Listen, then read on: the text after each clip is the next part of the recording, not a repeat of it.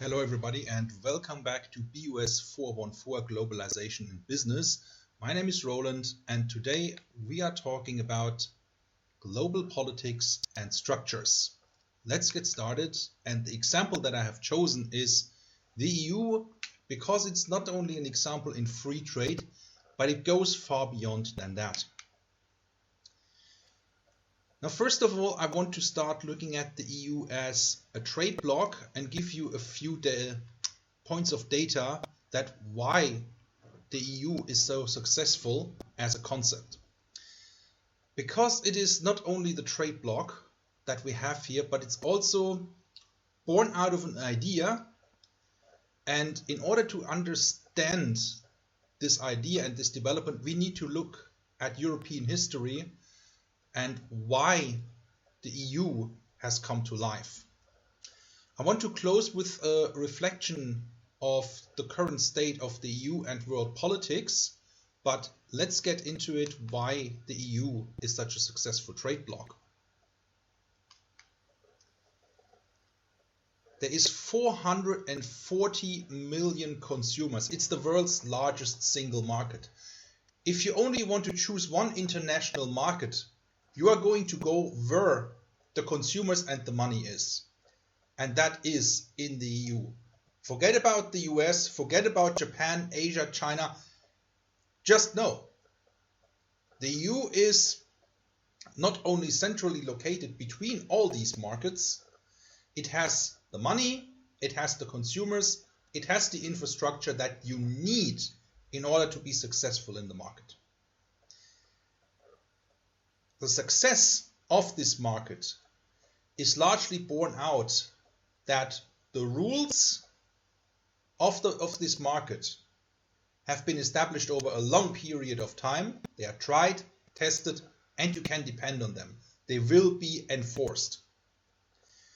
Another item that is often not seen is that by default, the EU is offering preferential terms for developing countries, and don't nail me on the number, but I think it's the 50 least developed countries in the world that can trade freely with the EU without any tariff or non-tariff barriers. And the level of tariffs has been decreased so far that 70% of goods that enter the EU face no tariff restrictions at all. Obviously, that makes it very attractive to export into the EU and hopefully have EU market activity in return back to your own market, because this is just a one-sided flow. You need both sides of the trade to be established. Now, if the EU was a country, which it is not, it would be the largest economy in the world by far. And as diverse as this continent is from the core European states, Germany, France, Benelux states, which are very rich and also economically very powerful, we have a GDP per person within this trade bloc that is way over the international poverty line. It is very close to being the 1% just because you are there. Now, the 1% is the 1% of most affluent people in the world. And if you are looking at it on a global scale, that figure is about $32,000 a year. Check it out. There is plenty of research on that. It is that number. It is that low. Now, that says a lot about how poor a lot of countries and a lot of people are, which you can also see here across the EU. We have GDPs per capita, people that are in the core European states making more than twice that amount of money, and we have people in the fringes, particularly on the eastern fringes of the EU, that make a lot less than this. The EU is also the largest trader of manufactured goods, as well as the largest trader in services. So it sort of confirms the old mantra that if you want to escape the so-called middle class problem when your country and your economy is growing, you need to start trading manufactured goods instead of resources. You need to keep upgrading your economy from first sector, second sector, third sector, and continue to upstream your value chain. The market is so successful that it is not only the largest investor or the largest provider of foreign direct investment, it is also the largest target of foreign direct investment. People want to invest in this place. And it is the #1 trading partner for more than 80 countries now, while the US is at a number of 20 roundabout. We import into the EU more goods from developing countries than all other large economies combined. Now, there is also certain problems associated with that, which we are going to look at later in this course. Why has the EU been so successful? And we need to look at the idea of the EU. What does EU actually mean? What does a union of European nations actually mean? And what is the history of this experiment, as some people call it? Now, the EU was not a thing that was, it was actually not a thing that everybody wanted. It was a thing that people realized, if we want to stop destroying our continent every couple of years, we had so many wars, especially between France and Germany as the two most powerful countries on the continent. We had a lot of interventions by the British at the same time as one of the global powers.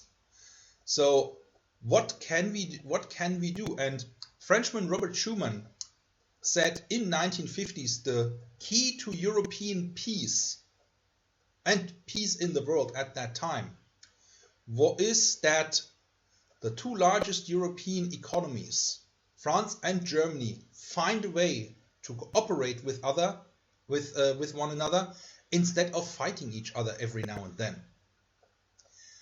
Obviously, the Americans were also significantly pushing this idea of, you should work together more.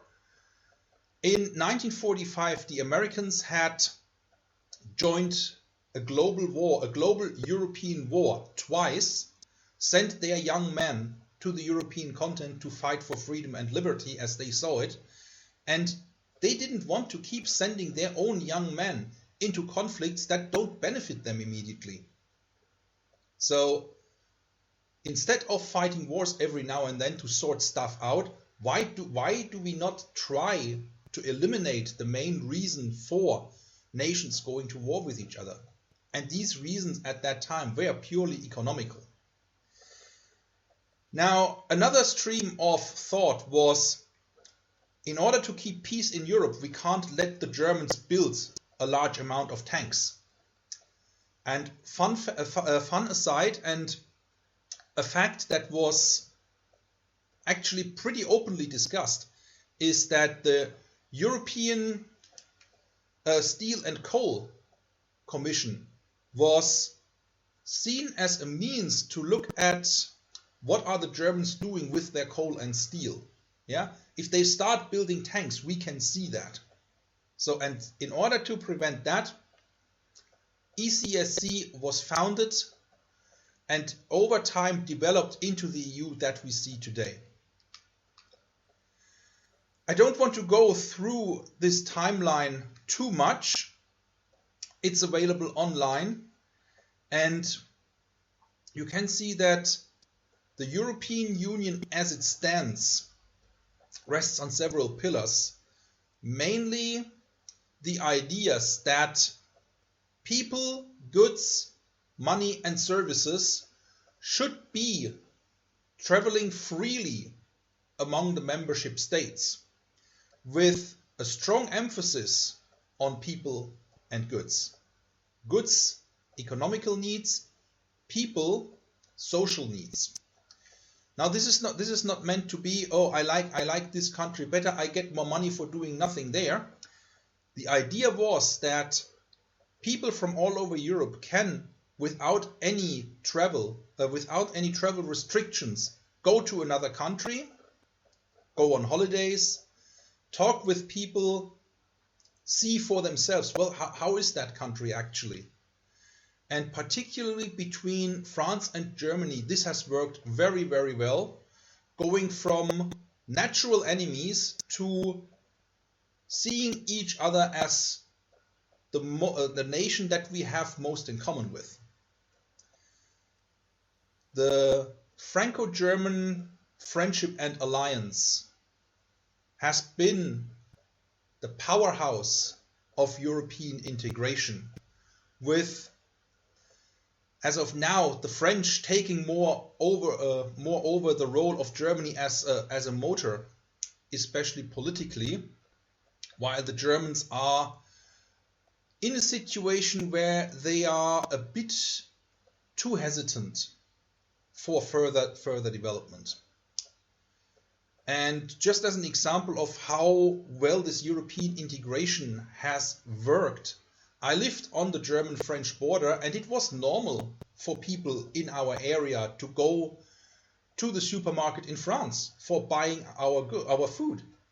And when you are at the level, you go to a supermarket, you go to a French supermarket as a German, you pay for your food just as you would in any German supermarket, then you don't realize this is another country anymore. You see yourself as the same as the other person, albeit with a different language. And as a person, I feel that this leveling of people, seeing each other as another person instead of an enemy, has been one of the biggest reasons for the success of the European Union.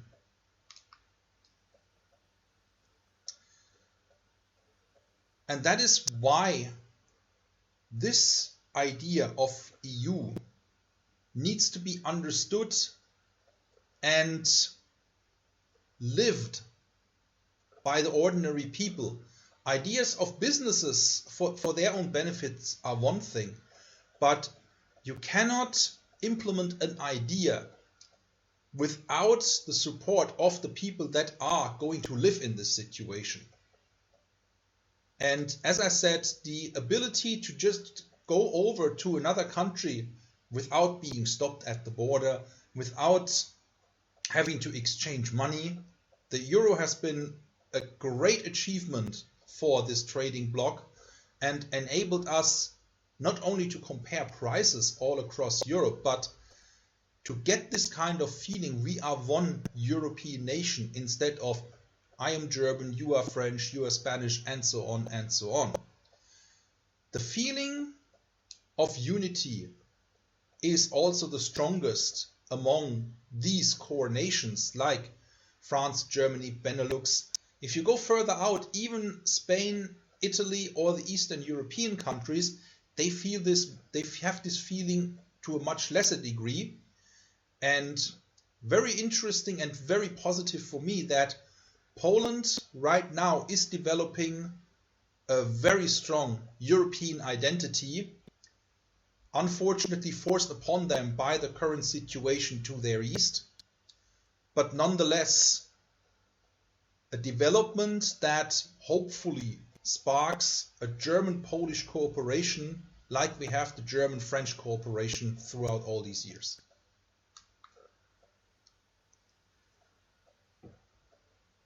Really a sentence that I found that exemplifies how the European Union has developed from German-French understanding and arms control, essentially, into the economic powerhouse that the EU is, that right now is struggling to find its own political identity.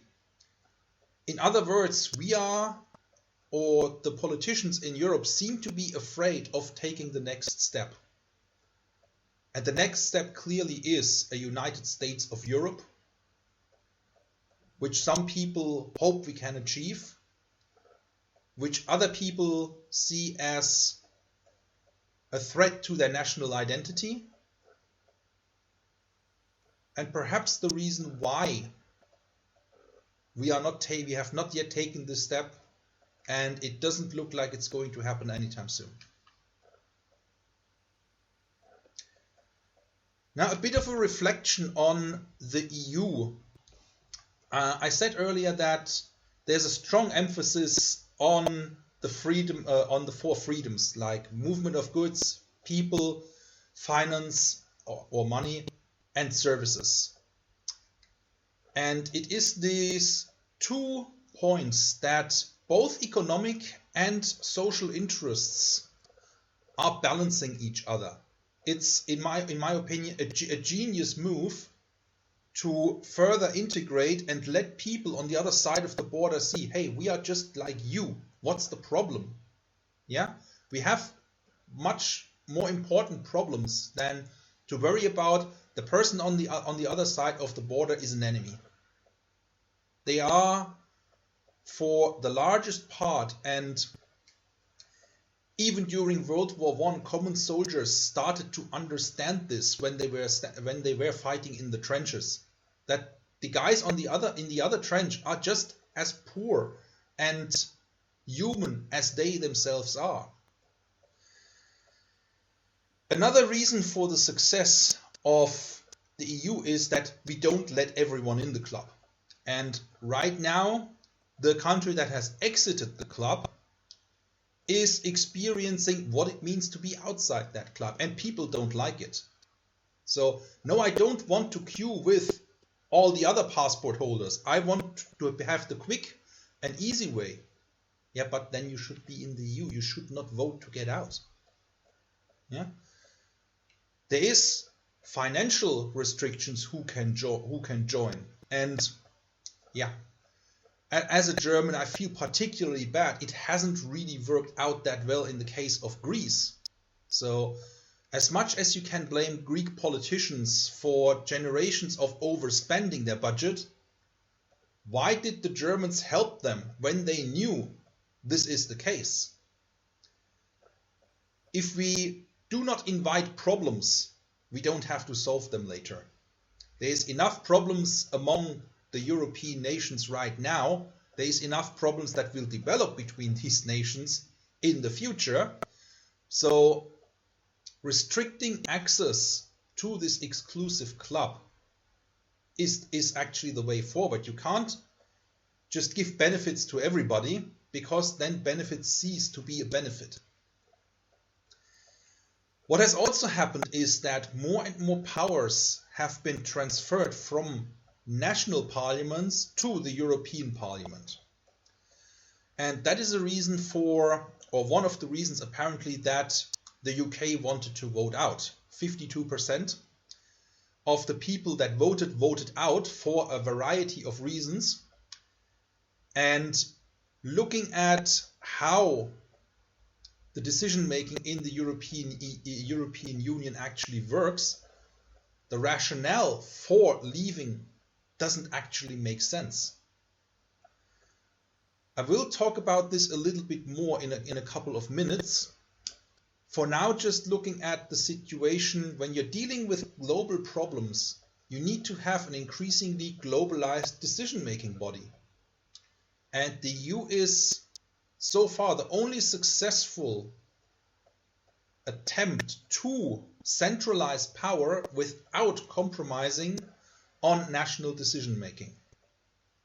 That is also a reason why decisions at the European level take much longer than at the local level, or if you want to keep going further down the chain of command. It is very easy to make a decision in your own family. It is a lot harder to make a decision in your village, your city, in your country, than it is then even more difficult to make decisions for a wide range of countries or even the whole world. And that is the problem. If we are globalizing the trade to an international trade, then the rules of this global market are going to affect us back home. And if we have an international set of rules, it does undermine the power of the National Assembly and the nation state per se. We need to choose between those two. We also need to understand that democratic politics at home are solidly resting on the domestic social contract, has nothing to do with international trade and international regulation, but they are affecting it naturally. And if we want to maintain our national identity and the nation state, at one point we need to choose between democracy at home, making the decisions how we want to do them in our nation, or hyperglobalization, where the global market influences and decides our rules at home. There is no third way. There is no magic button we can press to have both. We need to decide, do we want this or do we want that? Now for me the question is, do we really need a nation state, or do we really need globalization? Having lived in a number of countries and coming back from a non-democratic country, I can't see how we can live without democracy. Resting on a domestic social contract means that we either abandon the nation state in favor of an increasingly global decision-making body, or we stop globalization and focus on our problems back home. The beauty of democratic decision-making is, and unfortunately that has caused the crisis of Western nations, by our own decision as well as outside interference. In a democracy, you have the liberty and the opportunity to discuss everything, no matter how stupid, controversial, and offending it is.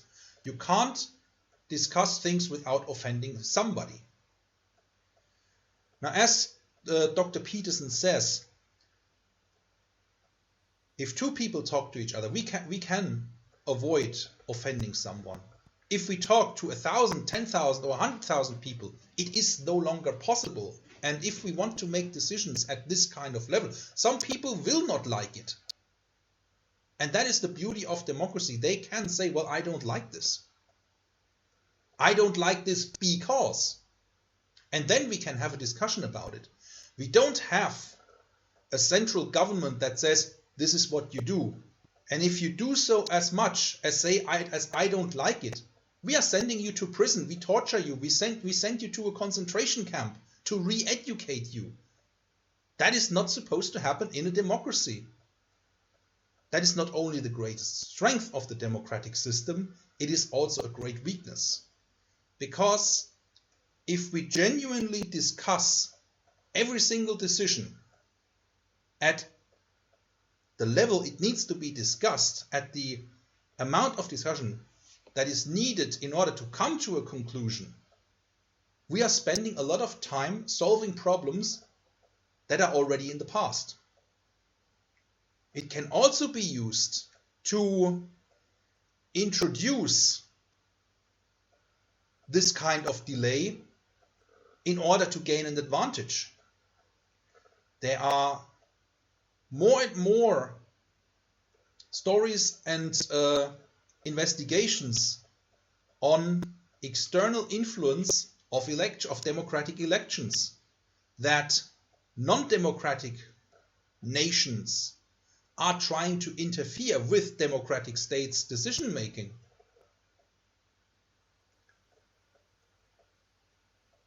Now, as Winston Churchill said, democracy is a very bad idea, especially when we are considering the stupidity of normal people. And he is not wrong. But he also said that it is better than anything else we have ever tried. When we limit democratic and freedom of discussion, if we were to limit that, if we impose a single opinion on a large number of people, how well will that decision fit everybody? What will happen, and it's inevitable, that especially if you are enforcing this opinion and this decision with violence, force, and repercussions of the highest order, that people will stop discourse. And as soon as discourse stops, your economy, your nation, your social system stops evolving while the world carries on. Now we have looked at Martek's law, how imposing or restricting development in this case is limiting the adaptation to reality. And at some point, the divergence between that situation that we have created by forcing opinions on people, by forcing decisions on people that are completely detached from reality, that discrepancy between us and reality will be so large that the tension becomes too much, and there will be a dramatic and radical readjustment. It is inevitable. It is, throughout human history, proven that if we impose restrictions that are detached from reality, no matter how good the intentions are, and I don't doubt a lot of people have very good intentions when they are trying to do that, we need to remember that the path to hell is paved with good intentions, and that the occurrence of Martek's law is an inevitability if we do not manage our exchange among each other and exchange with reality very, very well. Thank you so much for your attention. Have a look at the sources, have a look at your book. Have a good time. See you soon.